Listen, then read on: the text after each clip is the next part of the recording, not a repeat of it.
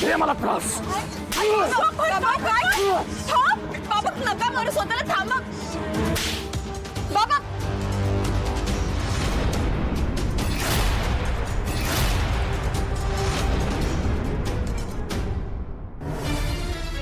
बाबा तुम्ही स्वतःला त्रास करून घेऊ नका प्लीज. आत्ताच्या त्या घरात चालती हो. निघ.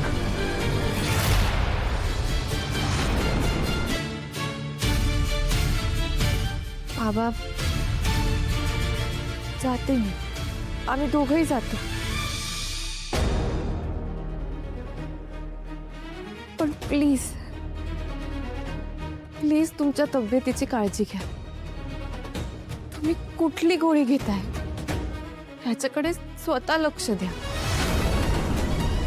आणि कुठलंही औषध डॉक्टरांना न विचारता घेऊ नका.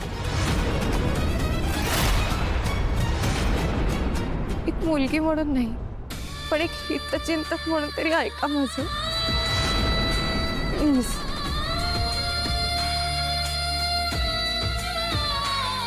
तुझं तोंड बघायची इच्छा नाहीये माझी. चालते हो इथून. जा.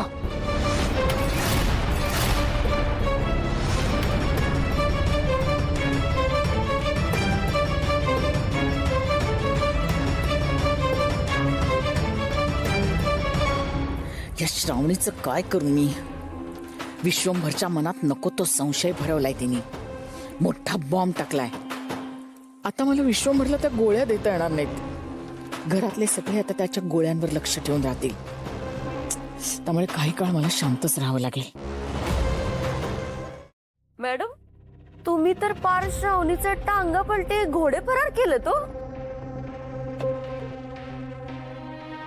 कोणीतरी पार चक्रावून गेलेलं दिसालंय. स्वीटी, रुद्र, तुम्ही जरा माझ्या रूम मध्ये बसा, मी येतेच.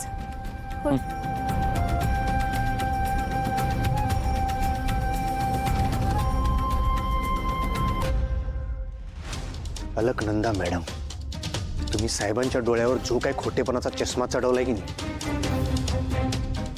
काय आम्ही उतरू शकना झालोय. आम्ही आज पण काय सिद्ध करू शकलो नाही, पण काय हरकत नाही.